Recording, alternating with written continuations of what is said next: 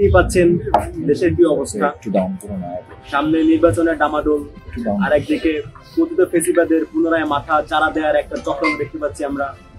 এর মধ্যে রাজনৈতিক দলগুলোর মধ্যে অস্থিরতা, নানাবিধ সমস্যা দেখতেই পাচ্ছেন আপনারা।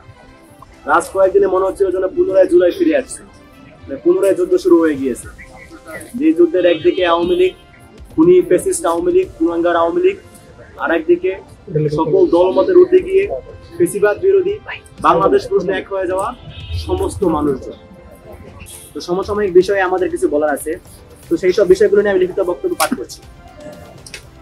প্রিয় সাংবাদিক বন্ধুগণ, জুলাই বিপ্লব পরবর্তী প্রায় 1.5 বছর অতিক্রান্ত হয়ে যাচ্ছে। বৈষম্যহীন, সাম্য ও ইনসাফ ভিত্তিক নতুন বাংলাদেশ গড়ার লক্ষ্য নিয়ে এই বিপ্লব সংঘটিত হলেও রাজনৈতিক দলগুলোর স্বার্থান্বেষী চিন্তা ও ভোগবাদী মানসিকতার ফেসিবাদী আচরণ ক্রমেই বিপ্লবের আকাঙ্ক্ষাকে দুর্বল করে দিচ্ছে। দীর্ঘদিন পার হলেও জুলাই সনদের আইনি ভিত্তি দেওয়ার যে কাজ, সেই কাজ দোদুল্যমান ছিল, নানা প্রতিবন্ধকতা ছিল, হবে কি হবে না সংশয় ছিল।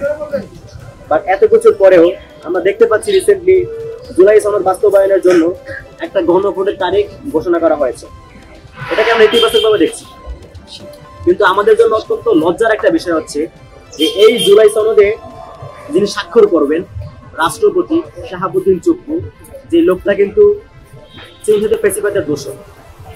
এরকম একটা মানুষ, তার স্বাক্ষর নিয়ে জুলাইয়ের সনদ রচিত হয়েছে, এটা আসলে আমাদের জন্য পরিচয়। ব্যক্তি নেওয়ার চেষ্টা করতে পারেন, সম্ভবত এটা হইতে পারে। আর দ্বিতীয়ত হইতে পারে যে তারা মানে ভিতরে বিক্রি হয়ে গিয়ে গত 1.5 বছর তাদের পারফরমেন্স সার্চ করছেন, এটা গোপনে সার্চ করছেন, আমরা প্রকাশ্যে এত দ্বন্দ্ব দেখাইছেন।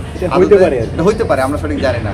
হইতে পারে যে চাঁদাবাজি দুর্নীতি যেগুলো হয়েছে সেগুলো শেল্টার দিচ্ছেন, ভাগ পাইছেন এবং উপরে গ্যাঞ্জাম দেখেছেন, হইতে পারে, আমরা জানি না, আমরা সঠিক জানি না। এটা ইন্টারিম গভর্নমেন্ট তো তারাই, তারপর আমরা আহ্বান জানাচ্ছি এটা তদন্ত করে দেখার জন্য। খুব কাছ থেকে পাওয়া যায়।